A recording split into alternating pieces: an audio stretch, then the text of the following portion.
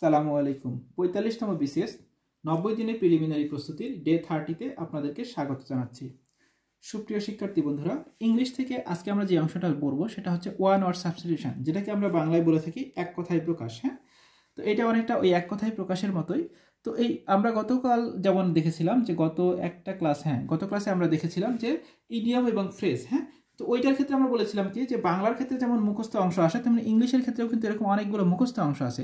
তো মুখস্থ যে অংশগুলো আসে পরীক্ষায় নর্মালি দেখা যায় এগুলোর জন্য বইয়ে অনেক কিছু লেখা থাকে, তবে পরীক্ষায় বইয়ের মধ্যে এতগুলো তথ্য থাকলেও পরীক্ষায় নর্মালি বেশিরভাগ প্রশ্নগুলো আসে রিপিটেড প্রশ্ন। হ্যাঁ, তো আমরা যদি বিভিন্ন চাকরির পরীক্ষায় যে রিপিটেড এমসিকিউগুলো আসছে, যে প্রশ্নগুলো এমসিকিউগুলো বারবার রিপিট হয়েছে সেই প্রশ্নগুলো যদি পড়ি তাহলে আশা করা যায় ওইখান থেকে আমরা প্রশ্নগুলো কমন পেতে পারি। এই জন্য ওয়ান ওয়ার্ড সাবস্টিটিউশনগুলো আমরা শুধুমাত্র বিগত বছরের প্রশ্নগুলোই খুব ভালোভাবে পড়বো। এটাকেও অনুরূপভাবে আমরা দুইটা অর্ধেক অর্ধেক করে ভাগ করে নিই। আজকের ক্লাসে আমরা অর্ধেক পড়বো এবং আগামীকাল ক্লাসে আমরা অর্ধেক পড়বো। হ্যাঁ, ঐকিক নিয়ম সম্পর্কে গত ক্লাসে অলরেডি বলা হয়েছে, সেটার অর্ধেক পড়তে বলছিলাম গত ক্লাসে, আর আজকের ক্লাসে আমরা বাকি অর্ধেকটা পড়বো। হ্যাঁ, আর লাস্টে কি আসতেছে হচ্ছে আন্তর্জাতিক অংশ। হ্যাঁ, এই আন্তর্জাতিক অংশ থেকে আমরা কি পড়বো আজকে জাতিসংঘ। হ্যাঁ, এখন এই জাতিসংঘ এটা পরীক্ষার জন্য তুলনামূলক খুবই গুরুত্বপূর্ণ। দেখা যাচ্ছে যে সংগঠন থেকে পরীক্ষায় প্রচুর পরিমাণে প্রশ্ন আসে। হ্যাঁ, এর মধ্যে শুধুমাত্র জাতিসংঘ থেকেই পরীক্ষায় 2টা 3টা 4টা পর্যন্ত প্রশ্ন চলে আসে। তো জাতিসংঘটা আমরা নর্মালি জাতিসংঘের অন্তর্গত যা যা আছে আমরা কিছুই বাদ দিব না, সবই পড়বো। তবে এর মধ্যে যে অংশগুলো একটু বেশি গুরুত্বপূর্ণ বা পরীক্ষায় বারবার আসে আমরা সেগুলো একটু দেখার চেষ্টা করি। হ্যাঁ, প্রথমে পড়তে গেলে দেখবেন এরকম জাতিপুঞ্জ সম্পর্কে একটু আলোচনা করা হচ্ছে, জাতিসংঘের পূর্বের ঠিক। হ্যাঁ, এই প্রতিষ্ঠানটা ছিল, তো সেটা সম্পর্কে একটু জেনে নেবেন। জাতিসংঘ প্রতিষ্ঠার ইতিহাস পড়তে গেলে আপনি বিভিন্ন ধরনের সম্মেলনের কথা পাবেন। হ্যাঁ, যেমন লন্ডন ঘোষণা, তারপর হচ্ছে আটলান্টিক সনদ, ওয়াশিংটন সম্মেলন, ভার্জিনিয়া সম্মেলন। এগুলোর মধ্যে আপনি যদি সবগুলো মনে রাখতে না পারেন তাহলে বিগত বছরের প্রশ্নগুলো একটু খেয়াল করে দেখবেন। সেখানে বিগত বছরের পরীক্ষায় যে প্রশ্নগুলো এসেছিল বা যে সম্মেলনগুলো সম্পর্কে এসেছিল সেইগুলো একটু ভিতরে ডিটেলস পড়তে পারেন। হ্যাঁ, এরপরে জাতিসংঘ পরিচিতি, আপনি যে কোনো বইয়ের মধ্যে দেখবেন যে এক নজরে জাতিসংঘ এরকম কিছু একটা লেখা আছে। হ্যাঁ, সেই তথ্যগুলো থেকে পরীক্ষায় প্রচুর পরিমাণে প্রশ্ন আসে। হ্যাঁ, এক নজরে জাতিসংঘ বা জাতিসংঘের প্রাথমিক যে পরিচিতি সেখান থেকে পরীক্ষায় প্রচুর প্রশ্ন আসে।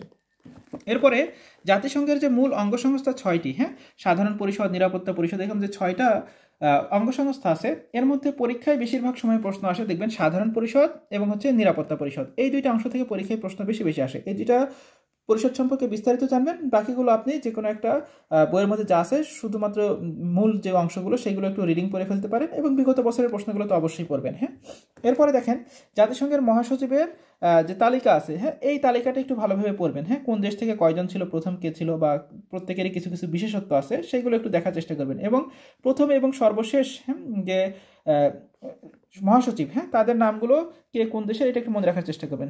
বাংলাদেশ এবং জাতিসংঘের যে সম্পর্কটা, হ্যাঁ, বাংলাদেশ মানে জাতিসংঘের সাথে বাংলাদেশ যতভাবে রিলেটেড এইটা পরীক্ষার জন্য খুবই গুরুত্বপূর্ণ। হ্যাঁ, এটা থেকে পরীক্ষায় প্রায় কিন্তু পরীক্ষায় প্রশ্ন আসে।